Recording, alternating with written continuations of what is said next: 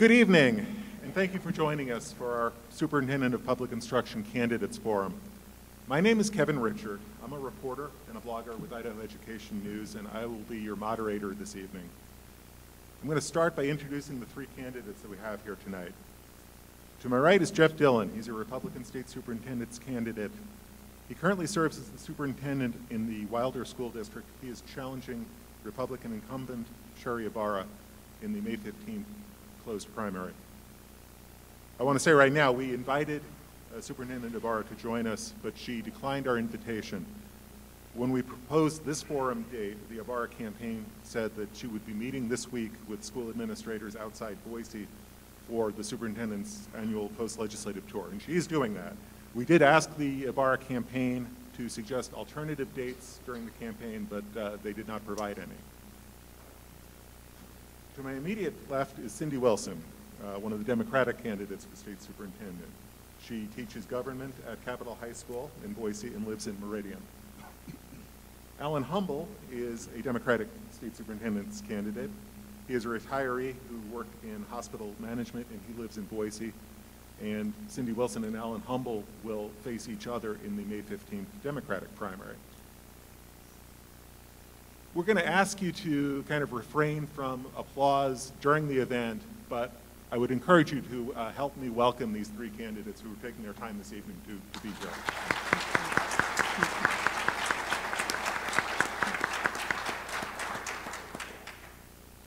And now I'm going to introduce the three panelists who will be asking questions this evening. Starting to my left is Clark Corbin. He has been a reporter with Idaho Education News since our launch in January of 2013. He covers K-12 policy and the Idaho legislature and is leading our coverage of the state superintendent's campaign. In the center is Lauren Bailey. She's a teacher at Taft Elementary School in the Boise School District. She has taught at Taft for 11 years.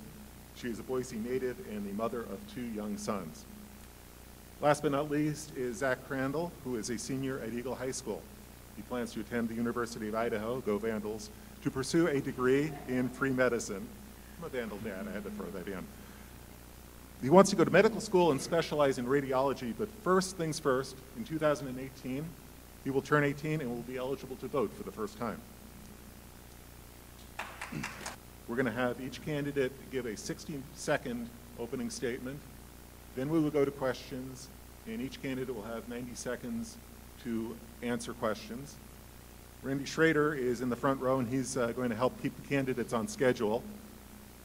Now, I do reserve the right to ask follow-up questions or clarification questions, and we'll work our way through those as we go.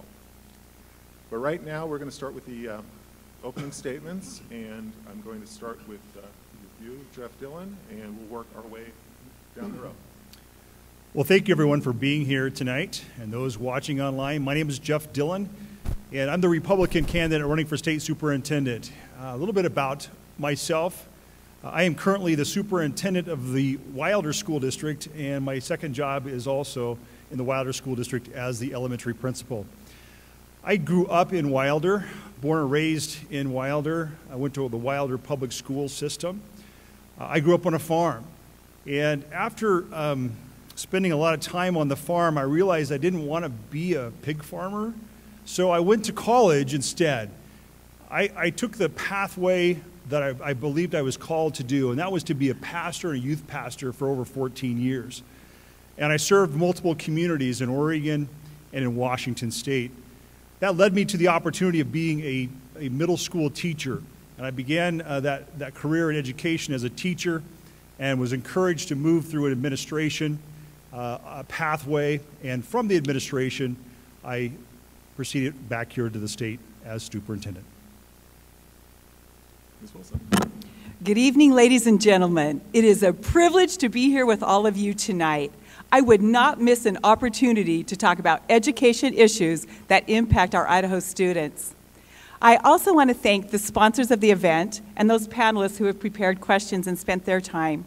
In addition, thank you for being here, and thank you to all the audience who are watching online. Such a great opportunity to get online and see this. You are proving that you are wanting to be an informed voter, something as government teachers we've been striving to do for years. So congratulations on being here tonight. I'm looking forward to discussing issues that are of interest to you and of which I have some ideas about too. So let's bring on the forum. Mr. Humble. Yes, thanks for everybody who's not here and watching. I understand it might be in the thousands, and to each of you. Really, my background in hospital management is not material. I think my interest in the issues is. 5 of them that I hope we get to talk about is moving the state to a income tax-based capital expenditure program rather than the bondable local elections. Those are not working well. We need a rainy day fund for education that's substantial, that holds us through the down economic times. Consistent application of teacher pay that works to recruit and keep teachers in this state, as well as counselors, nutritionists, psychologists. Pre-K yesterday, a year ago, 2 years ago, but certainly no later than next year. And finally, a re-examination of whether the state should be sued for not complying with its Constitution to provide kids the same education. Thank you. Thank you all. I'm going to ask the first question. I'm going to start with you, Mr. Dillon. Sure. What is your top priority as state superintendent? My top priority is twofold. One is student safety, and I believe that we in Idaho need to focus on assuring that we have safe schools for our students to attend every single day. Our parents send their precious gifts to us to educate, and our first priority is make sure they are safe at school. My second priority would be to bring stakeholders together to create a visionary Idaho plan from Idahoans to give us on a track, put us on a track of success with a great plan, a 5 to 10 year plan, so we know where we're going year to year, what our goals are, and not just a test score, but an overall approach of how we educate our children in Idaho to best serve our state, because our children are our future. Ms. Wilson. First, we have to ask the question, what's the objective here? Well, the objective of our public school system is student achievement. So the top priority has to be that. I've been thinking a lot about this lately, and in fact, Rod Grammer from Idaho Businessmen for Education recently wrote an article about this, saying, in his view, the top issue facing education today is poverty. And you think about what comes with poverty. A child who's hungry, a child who may not have a place to sleep at night, a child who doesn't have a parent in the home all the time. And then I started researching some other issues. In fact, last night I attended a forum on sexual abuse of children. We were talking about how to protect children, and I heard the statistic that 1 in 5 girls and 1 in 20 boys are molested as children before they reach adulthood. We don't always have a parent in the home who's available to them, because if you're a single parent, which I was for 7 years, you're working. We have to protect the children in a way that allows them to learn. They can't learn if their emotional and physical needs aren't being met. I endorse and I'd say ditto to that. Absolutely. There's some great social research done at East Coast places of higher learning, and in Idaho and the University of Colorado and others that would say that for many students who are bright, as most kids are, their home environment is everything. And with the right home environment, you could almost put a kid in the basement of an average school in America and they'd turn out just fine. There's a lot to that. Objectives here, you have to follow the money in America. America is the money country. And without significant resources, I mentioned the failed bond methodology for financing schools. According to the department's own numbers, more than half of all bond elections in the last 10 years for bonds, not supplementals, have failed. More than half. Who would have guessed? We're undercapitalizing schools by nearly $1 billion in Idaho. That's milieu. That is the hospital culture. What does it look like when you come to class? Where do you want to live as a teacher for the next 10 years? So all of that goes into making it right. And then, of course, you have to treat the teachers as if they were professionals. The legislature does not review specifications for bridges, but it's seen fit to review curriculum for teachers. That's absurd. So we want to move the legislature completely off the dime on that one. Whether they agree to or not, they're going to be moved, and I hope to do so. Our next question will come from Clark Corbin, and it will start with Cindy Wilson. All right, thanks, Kevin. The K-12 public school budget is the state's largest expense and accounts for nearly 50% of all general fund spending. How would you ensure that $1.8 billion is invested wisely for our schools? Thank you. Well, first of all, what else would you spend your money on? There's a reason it's 50% of the budget. I also work in corrections. I'm on the Board of Correction, and I see the amount of money that's spent there, and I'll tell you what, both of those areas are suffering. We receive a great deal of money for education. One of the problems we have is how we're allocating it. I've been talking with a lot of small school superintendents, and some of the issues they're facing are the fact that the money that they're receiving from the state is still not meeting the 2008 funding if you add in inflation. We received a huge cut in education after that last recession. We're still trying to make that up. Even though that amount sounds like such a large number, it's not enough to make the difference, to make up what's happening. What superintendents are saying is they need more discretionary funding, and they need it so it's not a line item. They need to have the discretion to spend it where they need, where the needs of their district are, and that's not happening now. So we need to allow the professionals some latitude in how they spend that in determining the needs of their district. Mr. Humble? Gee, I hate to agree with my competitor here, but here we go again. Yes, absolutely right. My wife and I attended a candidate forum in Centerville, I don't know, a month ago or 3 weeks ago. It was snowing, and the road from Idaho City to Centerville was an absolute nightmare. It's chock full of potholes, and you slip and slide around. Buses have to do the same thing, and they've got 3 segments of roads that are 20 to 25 miles each, or in total, where they're impassable in most circumstances and dangerous, and buses have edged off those corners. Wow. How is that equal? Most kids here in Boise ride paved streets and flat streets and well-kept buses. It's an unequal circumstance, and I'm sure that there are other examples. A 4-day week when curriculum experts across the country will tell you that we could teach to the curriculum until these kids are 25 years of age and not finish teaching. Wow. So you've got to pick your battles here, but funding is huge. This state could easily go about spending another $400 million over the course of the next 5 years and just have played catch-up with funding pre-K, capitalized spending on new schools, and keeping teachers competitive.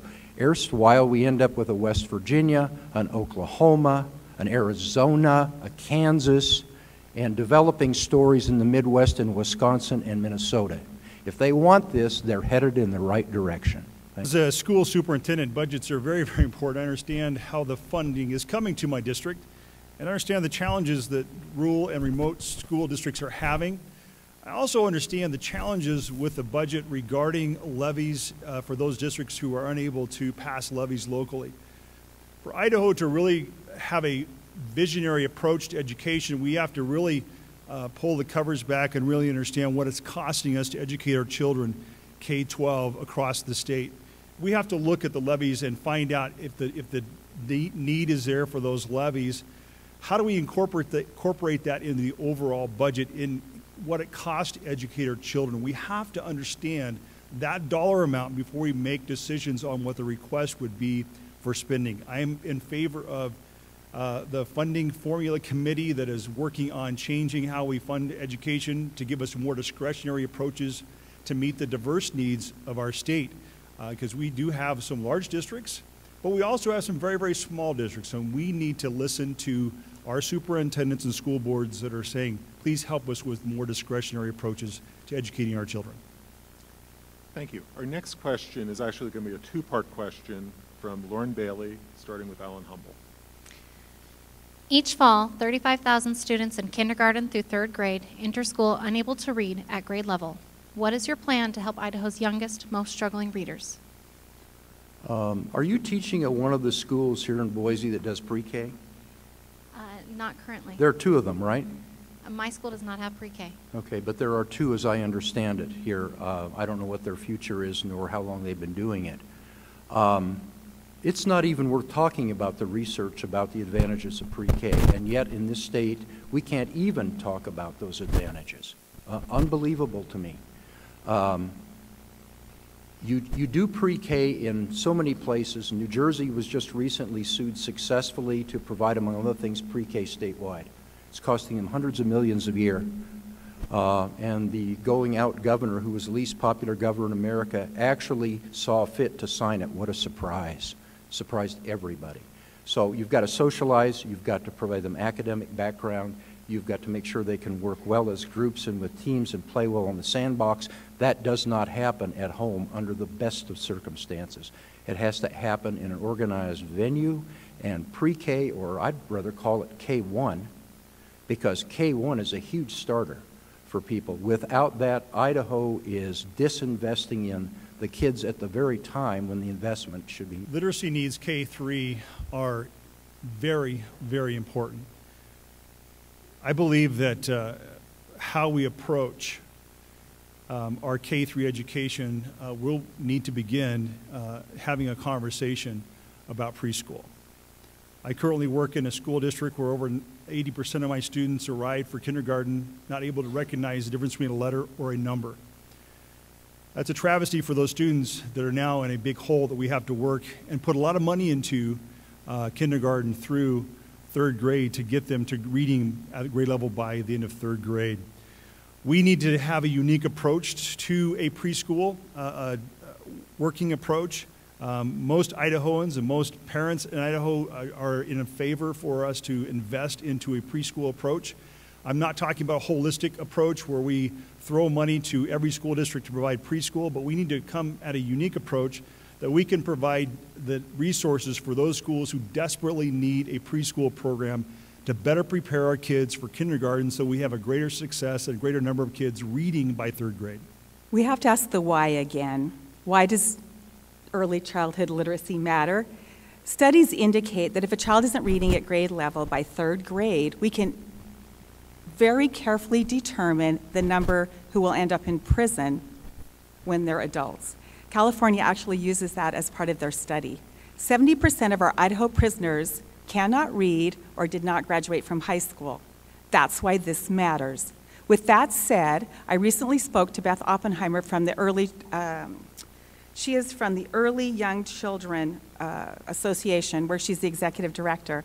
And the Moore Foundation recently did a study on this that indicated 80% of Idahoans support paying for some type of pre-K program for children. Why aren't we doing this? Now, I'll tell you why. Some parents think that all families are like theirs, like yours, because you're here and you're teaching your children. I teach in the Boise district, and I'm here to dispel some myths. A large number of my students do not have a parent in the home in the evening. They do not have a parent who read to them. They do not have a parent who graduated from high school. Folks, we've got to do something. I work in the nursery at my church with children 18 months to 3 years. They are hungry to learn. That's when they're sponges. That's when we get them involved. Got to do it. The follow-up, which we've kind of touched on a little bit, is what is your position on state-funded pre-K?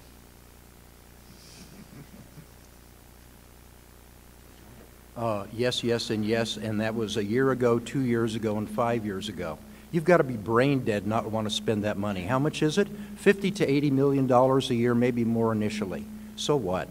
You know, you can take your tax money and buy a second home somewhere. Does that make you better off here if you're worried about the kids? This is state-funded, talked about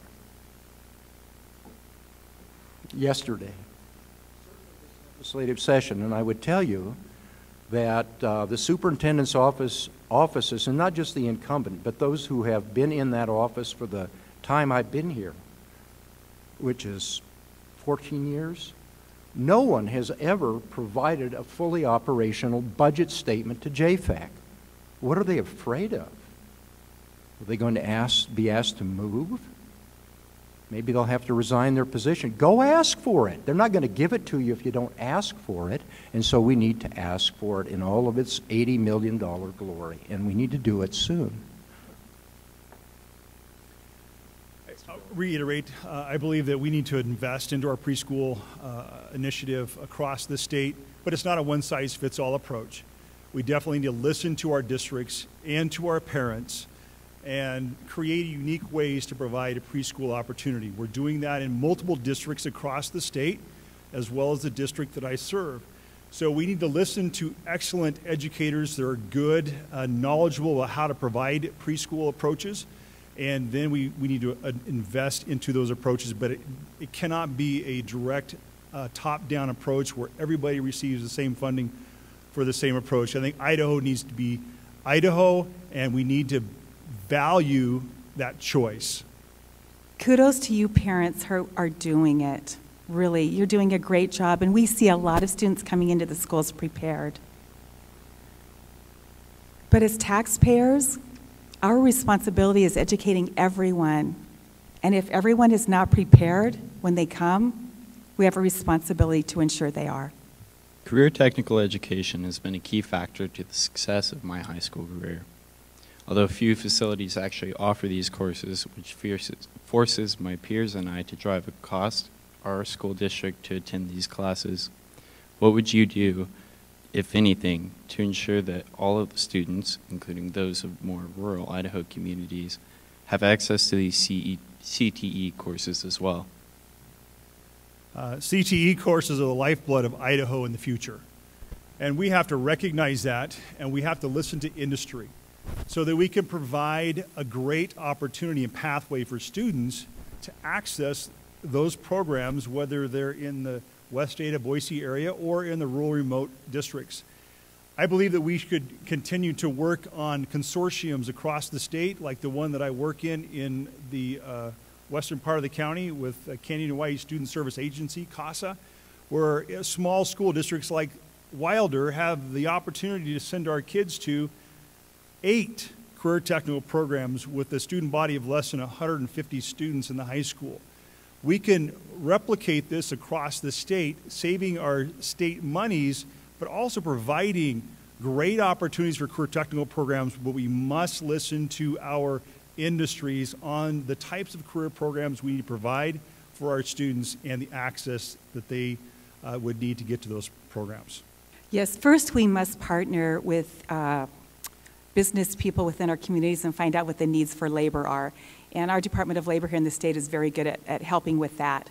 Secondly, we need to identify students who may not have an aptitude for college. And instead of just leaving and taking a service job somewhere, identify a skill set for them or a partnership with our communities. And that's where the partnerships become so important. The CASA program is fantastic.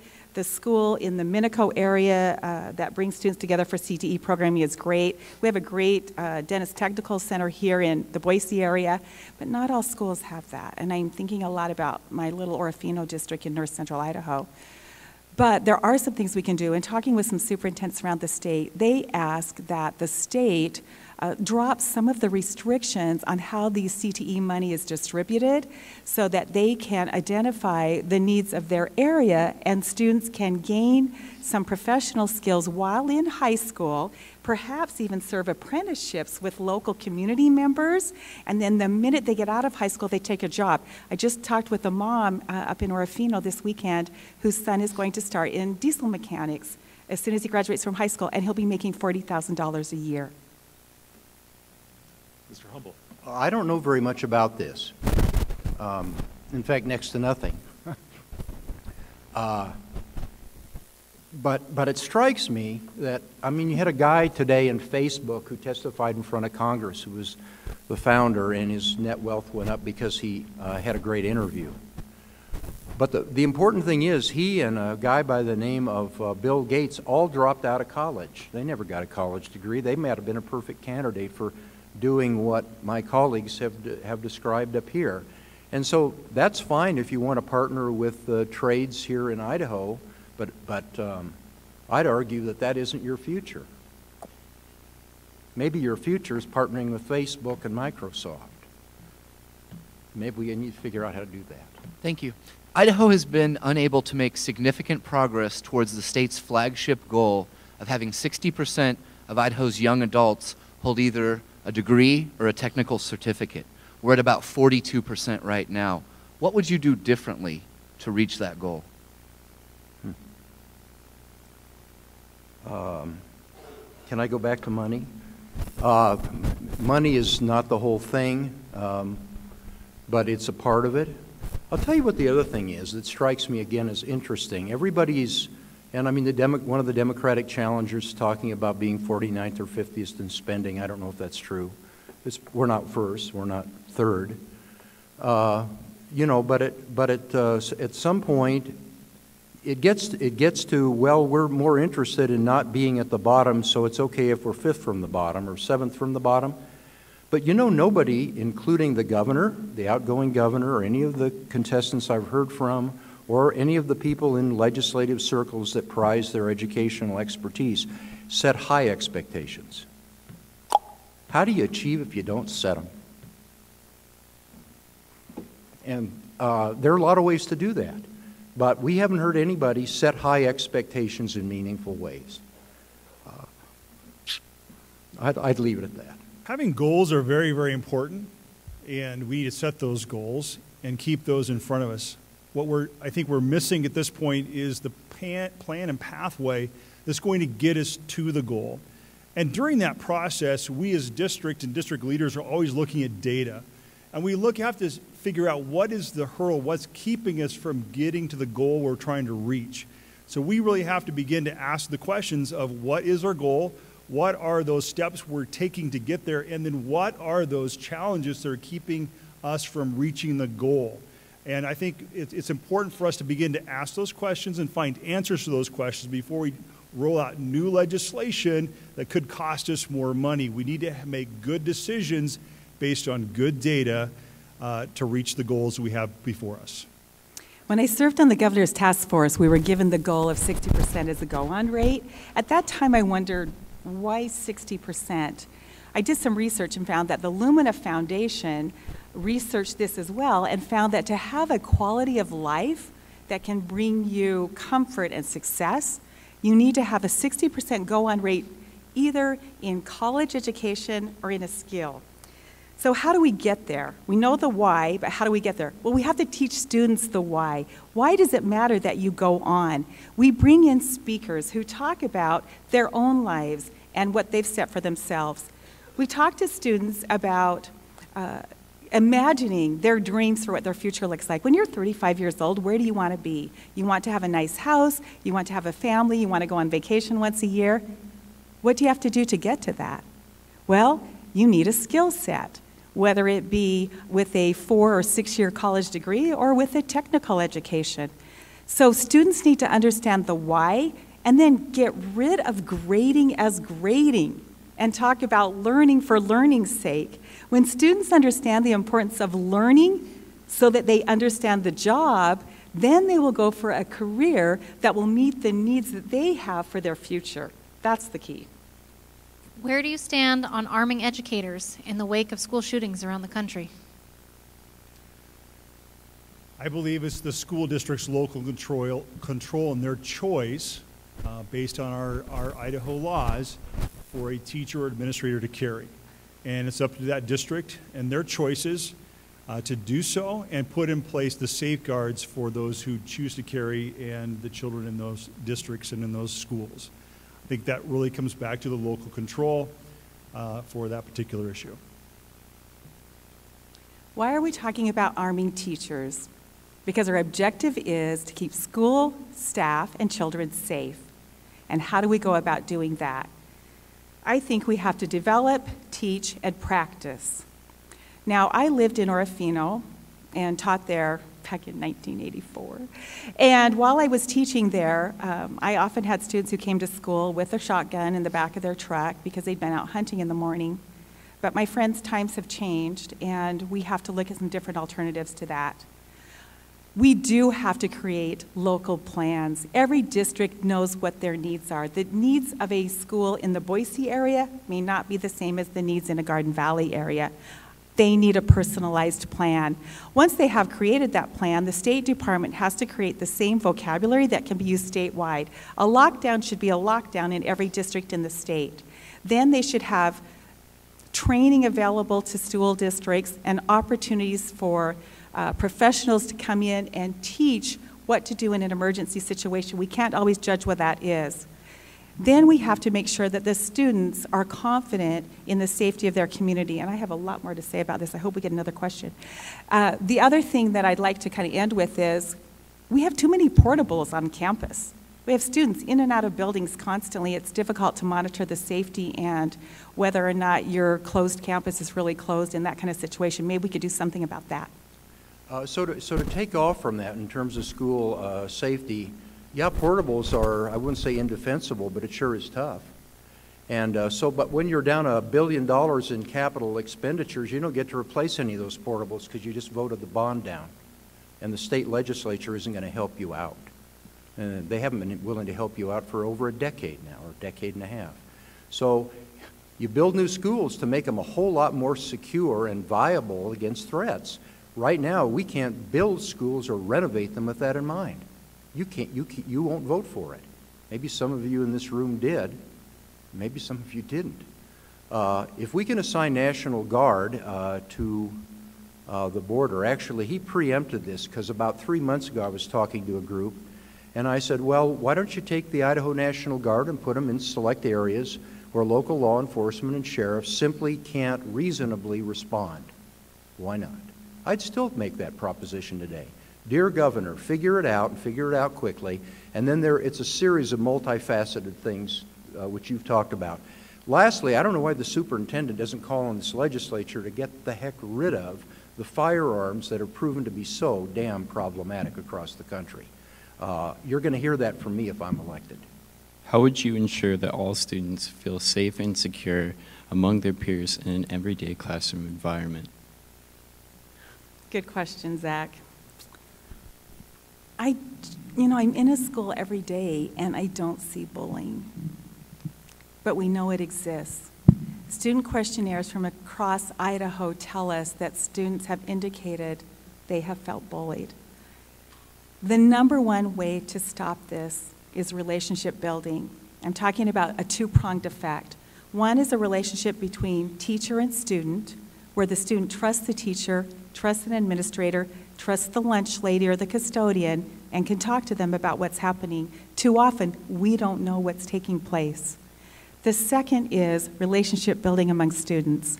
Recently, I read an article about a school in Idaho, and I can't remember where it was, but they'd started a program where students are being asked to go in and sit together in different groups every time that they have lunch. Get to know one another, meet other people. I think also having a variety of clubs and activities for students to participate in provides a variety of student interests and needs, an opportunity to meet like-minded students more often and feel as though they're part of a little group or a little family. This is not enough. We need training for teachers to recognize it, and also training for people to be an upstander and to stand up for what's right. If a student sees another student being bullied, stand up. Well, that's a great question, but I guess I don't understand why you're not part of the decision-making group on this one. You might be chairing the committee for the State Board of Education about that. I imagine you've got a lot to say about it, right? Obviously, or you wouldn't ask the question. You've thought about it, and you've talked with a lot of your classmates, right? Probably so. Ask the kids. Ask the kids. Review our plans, Review the budgets. Review the fact that you've got, 10 classrooms that are spread across campus in separate buildings. How does that make you feel? What do you want us to do about it? I think there's a lot of magic in interacting with people who are at risk. Also the people who got, you know, a lot at stake and a lot of great ideas. So among other things that have been mentioned, I don't disagree with most of them. I don't know how you can solve this problem of school security without meaningfully involving the kids. I want to bring a personal story into the issue Zach is asking us. In the school environment, educators deal with a lot of kids that come from a lot of different homes and backgrounds and issues at home. When I was in high school, there was a student that kept getting his ears flicked to the point that he had to have surgery on his ears. There were several times I saw that happen, and I began to talk with this student and became really good friends with this student. He was not an athlete. I was. He was not part of the group that I hung out with, but I spent time with him. I was pleased to hear many, many years later when we met up and reconnected, he thanked me for being there, to stand in the gap for him when he's being picked on. So we talk about bullying issues in our schools and being safe. Part of the solution are the students. Getting the barriers down, getting the walls down, standing with these students that are being picked on or bullied and helping these individuals out.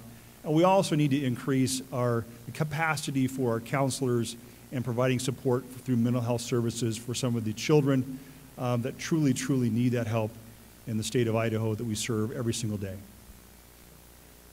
I'm going to take moderator's prerogative here because this is an important line of questioning and I don't want to get away from it. As superintendent, you would have the ability to set a course in terms of school safety through the budget, through your budget proposal. And I want to get a sense from all three of you, would you seek particular line items addressing school safety or school safety concerns, and if so, where would you try to seek funding? And I'll start with you, Ms. Wilson, and we'll work our way back around. Districts need to decide. The state needs to advocate for funding for the districts to determine what their needs are for school safety. Each district needs a threat assessment team, a team that includes a variety of individuals from across their district. We need money to support that, to get them out of their regular positions into opportunities to meet and discuss these issues. After the Parkland shooting, we met as a faculty. I'm sure that all of us felt the same way the day after that occurred. My senior students were visibly upset. We didn't talk about guns for a few days, but we did talk about how to be safe. We attended a faculty meeting where our threat assessment team member stood and assured us that they met regularly and that any threat that came to our district was met with the idea that it was a credible threat. He also assured us that of school shootings that had happened in the past year, they also met and determined that none of those could have happened at our school. I felt like it was important to share that information with my students. They were scared. They were nervous. But we need to have money in the budget, and it can't be specifically allocated, but it needs to have some discretion for each individual superintendent statewide to determine what their district needs to keep students and staff safe. Mr. Humboldt? Well, you're never going to get it right. That's what people have found out. You'll never get it right. So you have to do the best you can. I'll go back to it. The immediate answer to the question is yes, there should be specific funding requested. You can price the marginal labor dollar for a National Guard troop, and you can price what it takes to post them and keep them on post for a while. Go price it. Why doesn't the superintendent's office go price that for those communities that want it? They don't want to arm their teachers. They don't want their kids bringing the shotgun in from the truck. The sheriff can't show up. He can't make it over that impassable muddy road because he's dealing with family violence in Idaho City. And they don't have cops. So you request it and you get it. Why not? You can put that together. That's $45 million, $80 million. Again, You've got to put your money where your mouth is if you're serious about this, and go build a bunch of secure schools, which, by the way, you haven't been willing to do in the past 10 years. So go do that as well. Then you've got some potential solutions that make it easier. And by the way, change the gun laws. So this is a combination, and the magic is in all of them together, but some things are more necessary to begin with than others. As a state superintendent, I definitely would look to the experts, and we have experts in the state of Idaho, believe it or not, and we actually have the Office of School Safety and Security. And their responsibility is to go to school districts across the state of Idaho and provide them a detailed report on their security and safety of their schools. It's already in place. In fact, I brought my recent copy right here of the report we received for our district on how to keep our kids safe and secure. So we have detailed information. So for the public instruction, the superintendent of public instruction, the goal then would be, let's look at the professionals in the field that are doing these evaluations and get some data to make great decisions on funding. When we have the data that says these are the things we need across the state to support our schools, then you create the opportunity for appropriations, and you put that into your budget, and you get the monies to the school districts to meet the needs of the assessment that they're receiving. So we need to utilize the resources we currently have, be smart, be creative, but use the data to make great decisions. That's what we should be doing here in Idaho. Just don't throw money at it. Great plans. Help us out. Our next question is going to come from Clark Corbin, and it's going to start with you, Jeff Dillon. If schools, educators, or administrators are not performing at satisfactory levels, what steps would you take to hold them accountable and to ensure that all children have access to a high-quality education? Twofold issue there. One is that our responsibility as administrators already is to make sure that we have high expectations for our students, high expectations for our staff, and definitely high expectations for ourselves. Our duty as administrators is to make sure that we have great teachers in every single classroom. And I can guarantee you, I've talked with many, many administrators across the state, and we don't have excellent teachers in every single classroom. And we are working hard to provide professional development to make sure we raise the bar and raise the support for these individual teachers to empower them to be better at their craft, at their profession. For those who are unable to, we definitely need to move them out of the profession. But here's the problem. We are school superintendents and school administrators across the state of Idaho are moving those low-performing teachers out of their buildings, out of their districts. But because we have such a low pool of hiring teachers to hire from, they're going from one district to the other district, and they're being hired. Ladies and gentlemen, we have a problem with a lack of teachers in Idaho that we need to fix. If we want to fix the issue of low-performing teachers being removed, we have to bring in more teachers so we can fill those spots to have great educators for every single student in the state of Idaho. Just briefly, I need to go back to that last question on school safety.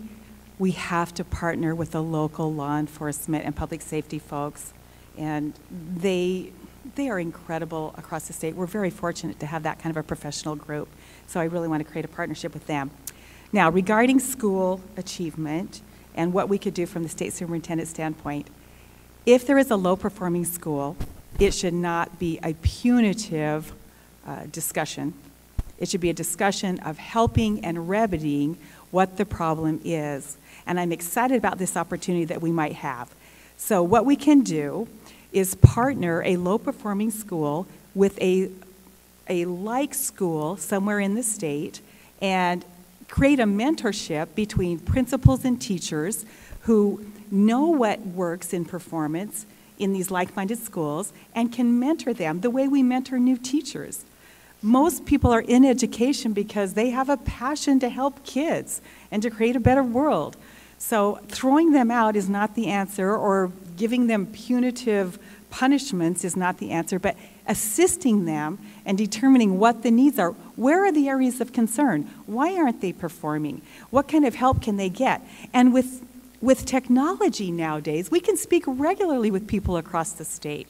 Teachers can talk with teachers from north to southern Idaho and talk about their like-minded needs and what works. This is an interesting one. You know, the teaching profession, I would agree everything that Cindy said. The people do this for high-minded reasons. There are no more, you know, incapable teachers out there than there are incapable software providers or Air Force pilots or anybody else. The Department of Labor looks at this on a rolling 20-year average, the federal government does, and about 2 to 2.5% of everybody who's employed in the United States in a service or a production industry moves on because they are adjudged ultimately not to be a good fit for a variety of reasons. Teachers are included in that. They're not 4%, they're not 7%. They're falling within that average. So you don't have any extraordinary issues with teachers who can't make the grade. They'll need mentoring. Pilots need mentoring to be better pilots and so on and so forth, and I agree with that. The one thing that the business has done a disservice to the educational establishment has been cheating. There was a huge cheating scandal in Atlanta where the woman who was the superintendent of the year in America headed the cheating scandal. Had she lived and not died from cancer, she would have been federally indicted for federal racketeering and criminal charges for cheating. And she led scores and dozens of teachers. That's what we're laboring under. So Idaho needs to make sure it's delivering on quality results so that tests yield what they're supposed to, but they shouldn't be used for go or no-go decisions or for career-ending choices. I have been working on my portfolio for quite some time now in preparation for the Career Ladder and Master Education Premium next year, which is a bonus opportunity for veteran educators. With tough competition for state budget dollars, how do you plan to make sure this will be appropriately funded and sustained for all qualified teachers? Yes, that's the question all teachers are talking about. I've attended 2 trainings on how to put my portfolio together as well. This is an opportunity to earn extra dollars once you've been teaching for at least 8 years in the state, or 8 years total and 3 years in the state. And it's a good amount of money. I mean, it's worth it.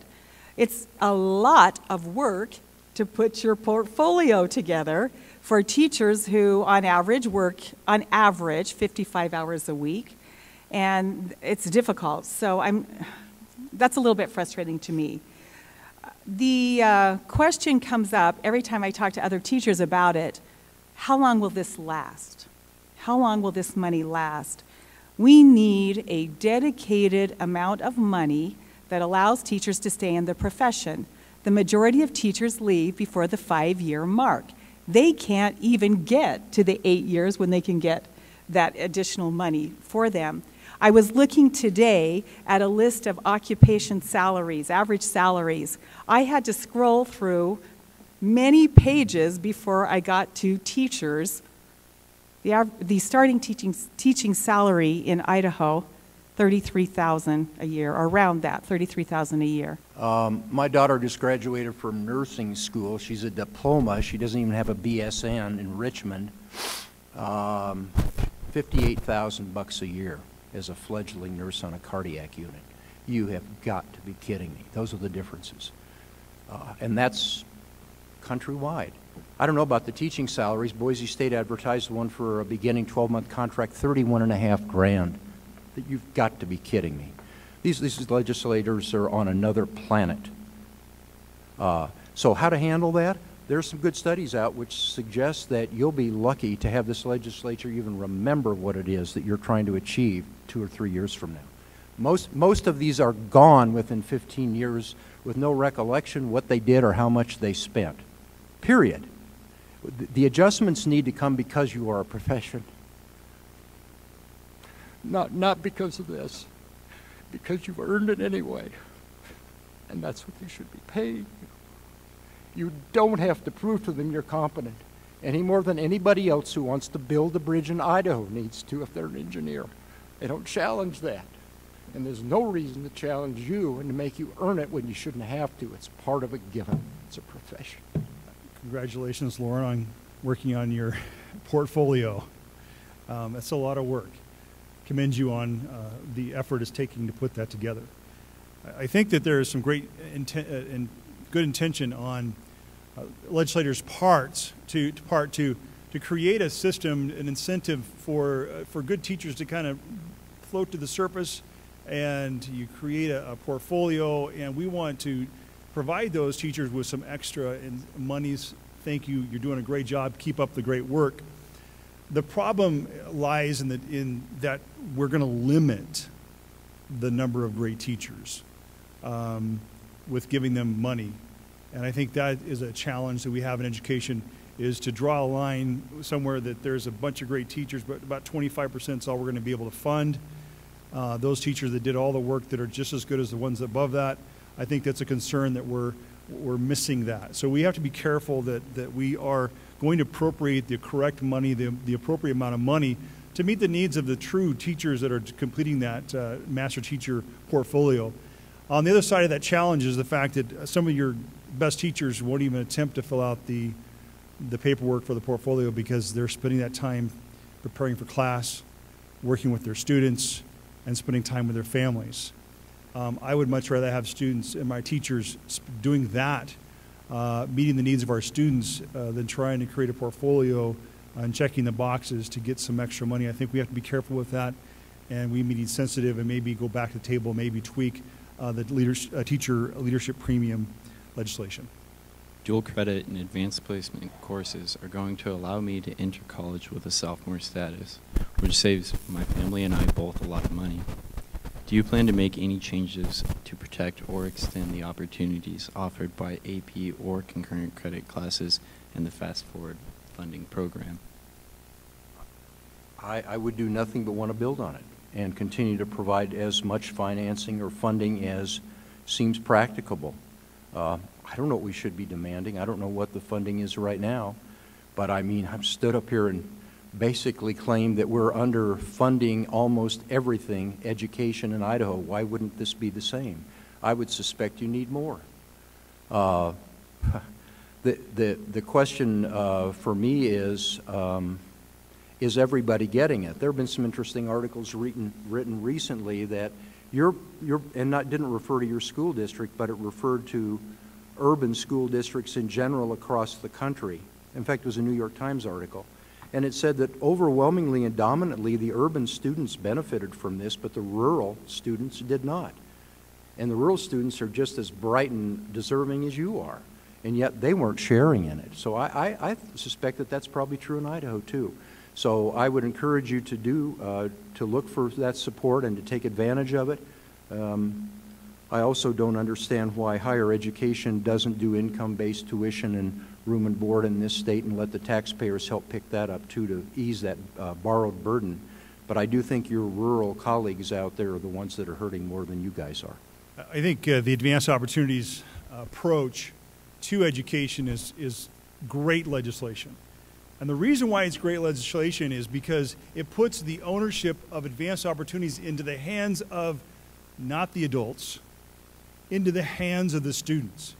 We've empowered students now to be able to take an opportunity to advance themselves, whether they're taking dual courses or AP courses or challenging courses. We've put this into the hands of the students, and it's coming back.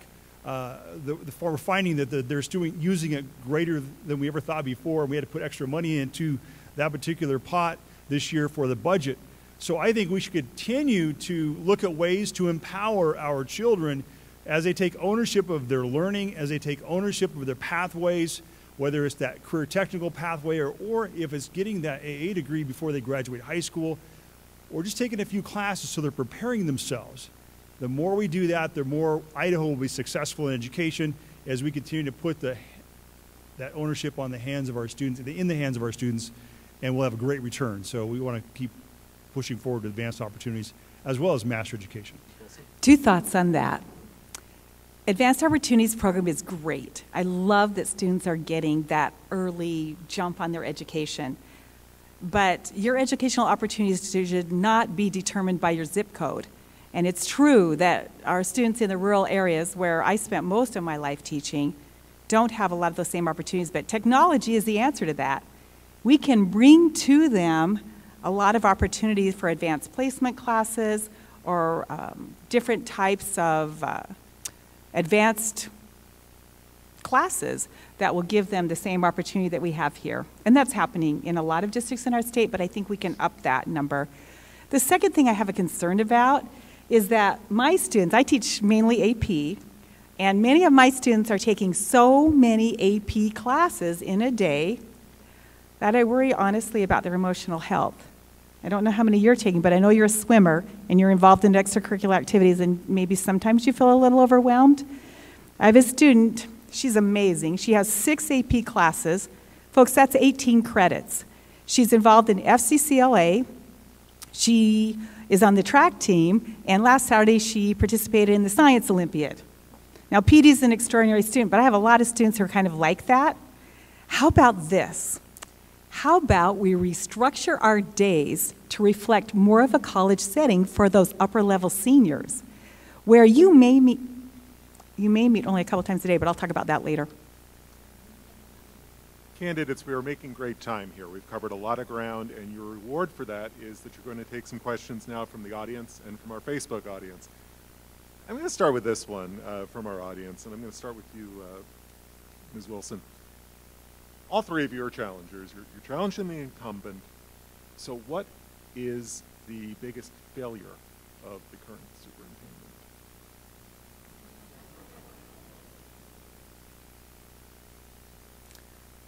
I'm going to approach that from a positive perspective. Here's what I can offer. I've been thinking about what a great leader does, and I actually did some research into this, and I found there are 2 kinds of leaders. One is a manager, and they manage the day-to-day administrative duties of a department or organization. The second, which I want to be, is a visionary. It's someone that dares to think outside the box and then collaborates with people to bring them on board with their ideas and actually moves them forward in creating new opportunities, not just in day-to-day management. One of my skill sets is the ability to work with others. Recently, 3 years ago actually, I was appointed by our Republican governor, I'm a Democrat, to serve on the Idaho Board of Correction. Part of the reason for that is because of my work on the Idaho Task Force on Education Reform. I know how to work with people on both sides of the aisle. I've been involved in politics since 1976 when I was a page in the legislature. I know how to work with legislatures. Wendy Horman, who brings the education budget every year into the votes, is extraordinary in how she deals with numbers. I can work with her. I can work with people on both sides of the aisle. I know how to get things passed. I have friends, educators, all across this state where I've lived. I will use them. Wow. It's hard to figure out, you know, how to answer that. I mean, obviously, I've got some differences of opinion, or I wouldn't be here tonight. But I'll tell you something that I've observed it's not just the current incumbent, but predecessor superintendents of public instruction, which, by the way, is kind of an agrarian and outmoded way to describe what it is they actually should be doing, but nonetheless. When the biggest accomplishment is to reconcile a $10 or $12 million difference in a budget between JFAC and the governor, that's not pushing the envelope. I think you've got to be afraid to fail. And I don't think the incumbents have been are afraid to fail. I just don't think that they have been challenging enough on new ideas or new expenditure patterns or new ways of doing almost anything. But this state is kind of locked down on its stereotyping of a number of things that this legislature and political environment limits us to, so it's no surprise. The question is, would it be effective? I have no earthly idea, but unless I try, unless someone else tries to do it differently, I guess we'll just stand up here in 4 years and make the same complaints. I don't think you should do that. One of the reasons that I am running for state superintendent is that I believe that we need to listen in leadership. If you try to run a rural schools centers initiative for 3 years and you're not getting anywhere, you're not listening. The superintendent of public instruction must be great at working with stakeholders across the state of Idaho I come to this opportunity to run for this position because I bring a visionary approach in every setting that I've been involved in, whether it's been an elementary principal or a superintendent. I'm a visionary. I believe I'm very effective at leading and leading change. I believe I'm a change agent when it comes to education, and I want to bring that to the state of Idaho, because if we keep painting the wagon a different color, it's not going to turn into a Ferrari. I believe that we have to look at the future and begin to plan for the future. And we do that through great leadership. We do that through effective leadership and people that have been successful in doing that and demonstrating that. And that's why I'm running for state superintendent, because I bring that to the position of state superintendent. Our next audience question, I'm going to start with you on this one, Mr. Humble. This past legislative session, we saw a private scholarship bill pass the House and stall in the Senate. It was designed to create a scholarship program for at-risk students to attend private schools or private online schools, opposed by most education groups, including the incumbent superintendent. Where do you stand on that kind of an idea, a scholarship bill? You know, I don't know whether you would talk about that in the same breath that you talk about the charter school notion. You might. If you do, then it gives it a little bit different meaning. I'm a big fan of public schools, okay? Only because the resources have been so scarce nationally that they're prized and people don't want to dilute them. This might be a dilutive process. I think, per se, advancing the well-being of that particular student in any setting is something you want to do. But I don't know why you can't figure that out if you've got an adequately resourced public school with counselors and psychologists and nutritionists and special ed people and classroom ratios that make sense. I don't know why you can't handle every student that way. So I'm not quite sure what that extra venue or extra avenue gets you if you're paying attention to and doing the right thing for everybody else in that public domain. So I have mixed feelings on it. I appreciate the notion, but I guess I don't fully appreciate when you multiply that by 1,000 students, what you get. I'm open-minded on that one. I don't have an answer, but that's kind of my position right now. As an educator, very diverse background. As a pastor, I also went to a Christian high school, Greenleaf Friends Academy. And my parents sacrificed, literally sacrificed for me to attend that school. As a student attending that school, and because my parents sacrificed, the cost was a lot more than we were making, I'm sure. So I had the distinct pleasure of working for my tuition as well. And I got to clean bathrooms and work in the kitchen as a high school student because my parents believed in a religious education for us boys. I have 2 brothers. So this is very personal for me, but when you look at our state constitution and the duties of the state superintendent of public instruction, I would not be in favor of vouchers. I'm in favor of parent choice and school choice, but there's a slippery slope here. And when you get into the gray zone of tax incentives and credits, if I were state superintendent, I would want strings attached so we get my fingers into those schools if we're going to use public money in there or provide some sort of public support. I would want to be a part of that decision-making process with strings attached from the state. But I think we should stay away, keep the church and state separate from public schools. Ms. Wilson. I opposed House Bill 590. In fact, I attended both of the hearings on that subject. I did not see the state superintendent at either of those hearings.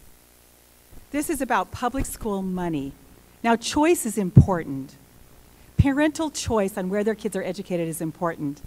But choice for choice's sake, that doesn't make sense. If you're looking for something that's different from what a public school can provide, we can do that through public charter schools. Research has proven that voucher systems in other states don't work. It's everywhere. That research is astounding. We have to look out for the greater good. As state superintendent, the responsibility is to determine that all students throughout the state have the same advantage. In fact, a constitutional mandate, Article 9, Section 1, that says that each student has the right to a fair and thorough education in this state. When you divert public monies, taxpayer monies, for private purposes, in my mind, as a government teacher, that's unconstitutional. And it doesn't benefit the common good. And I'll tell you what else, the Founding Fathers didn't think it did either. Why do you think they supported public schools? John Adams and Thomas Jefferson were enemies in many cases. But on this subject, they agreed. Public schools should be supported in every square mile in America. That's what we need to do. Let's stay on this subject and get to another audience question that gets at this a little bit more broadly. Where do you stand in general on the concept of school choice, whether it's charter schools, private, magnet schools? Mr. Dillon, I'll start with you. Yeah, I'm in favor for school choice, and I think we have some great charter schools in the state of Idaho, and they bring a great opportunity for our parents to choose, or children to choose to go to these particular public schools, and this is a great opportunity. And I'm very, very supportive of charter schools. My concern, though, is we have rural and remote Idaho, and a lot of those communities won't see a charter school. So my goal would be, as state superintendent, is to make sure that we are empowering rural and remote schools so they can really become a school of choice, meaning that I send my kids to this school, not because that's the only school in my community, is because I want to send my children here. I choose to send my children here because they provide a great education, diversity of education. They personalize learning for my children, and they meet the needs of my children. They create ownership of learning for my children. So we need to think about how we can empower our local school districts, including particularly those rural and remote areas that don't have a lot of options for school choice. I believe that's very, very important that we empower those local communities, because I really believe that public education in Idaho has potential to be the greatest in our nation. But it takes everybody working together, charter schools and your public schools. Ms. Wilson. Yes, I don't want to deny any parent the opportunity to send their student to a private school. We have many well-known and well-recognized private schools in our state. But don't take public funding to those schools. What is the purpose of choice? The purpose of choice is to get better results. Well, if you're not getting better results by going to a different school, then why do it? There are plenty of opportunities, again, in the public school system to create magnet schools. Oh my goodness, we have so many in this Treasure Valley, magnet schools that are performing magnificently. We have plenty of public charters that are doing amazing work. But those schools should be identified because there are not currently schools meeting that particular need. And that's where we want to put the money. But as soon as you start diverting that public money into these private entities, you're taking a greater percentage of that funding into a smaller percentage of private entities. That's against the Constitution, folks, and it doesn't support the public good. I don't know how much money is involved. I don't know how many private schools there are in the state, probably dozens of them for all I know. And I'm sure there's a lot of money involved. But I kind of think this is an issue that they want us to contest. Okay? I think the legislature loves this conversation. I think the governors would have loved this conversation, both the incumbent and the contestants. I think they're trying to split the educational community right up the middle in any way they can. Again, not treating it as a profession. They're trying to deprofessionalize you. They're trying to say, well, if you have alternatives, that must be, and if we were to fund them, must be because you're not good enough, you're not smart enough. Malarkey. So, you can have them out there, but don't be distracted from the real goal, which is to empower and adequately fund public education. We are just about at time, and we've got several good questions from the audience. So I want to let you know that we will take these questions and we will pose them to the candidates, all 4 candidates, and try to get as many answers as we can on our Facebook page or on our main page at IdahoEdNews.org between now and the May 15th election. Having said that, I'm going to take moderator's prerogative, and I want to ask one final question to all 3 of you, and I'm going to start with you, Mr. Humble. All 3 of you are endeavoring to head a department that oversees 300,000, the education of 300,000 young people. You don't run for an office like this without some passion for education and for the education process. I'm going to ask all 3 of you, give us an example of a teacher, an educator who changed your life in your educational process. And I'll start with you, Mr. Humble.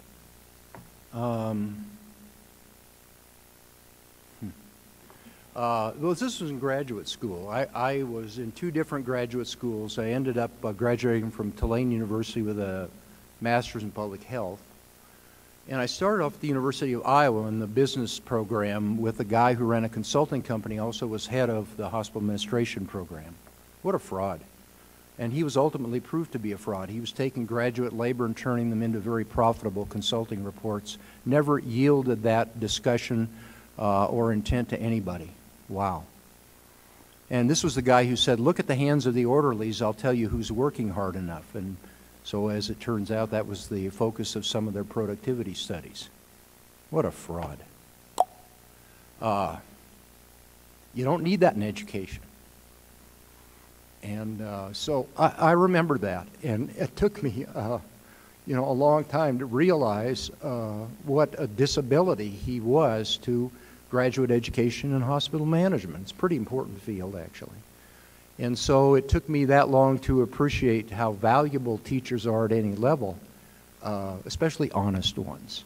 So that was it. I was fortunate to have a lot of great teachers in my course of a few years in school. I think there's one that stands out very clearly as the teacher that impacted me the most, and his name was Mr. John Ehrlich. And he continues to live in Greenleaf, Idaho, and works with Greenleaf Friends Academy and coached for many years. I think for Mr. Ehrlich, I get to see him several times a year still. I am so thankful that I had a man of God in my life that had a faith that was so strong, but he believed in me. He created a relationship with me as a young man. And he was able to get me focused on the things that were important in life. And I value that to this very day. I believe that our educators across this state impact our kids because they build great relationships with students. And if we want to change Idaho, we have to continue to empower teachers to build relationships with students, so our students can leave our high schools and empower those around them and bring back to this great state a passion for what we do, live in Idaho. Thank you. There have been so many extraordinary teachers in my life. Last weekend, we had the opportunity to go to Preston for a kickoff event for my campaign.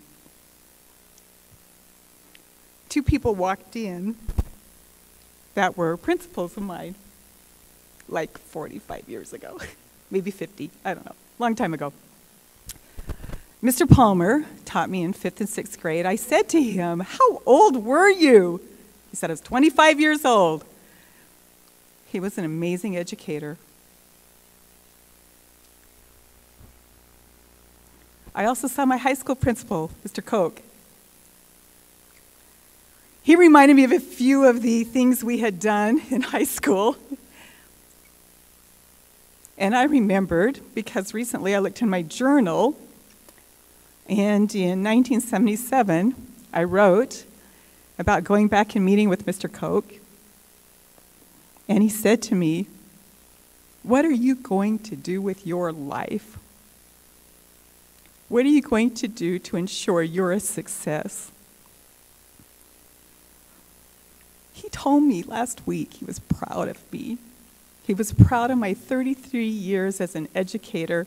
He was proud of me for speaking up and being a voice for kids. It's all about relationships. We have to build them. Well, I want to thank, first of all, I want to thank all of you for taking the time to listen tonight and to get informed. This is an important race. We're in an important election year. I encourage you to keep the conversation going on our Facebook page and keep following our coverage at IdahoEdNews.org.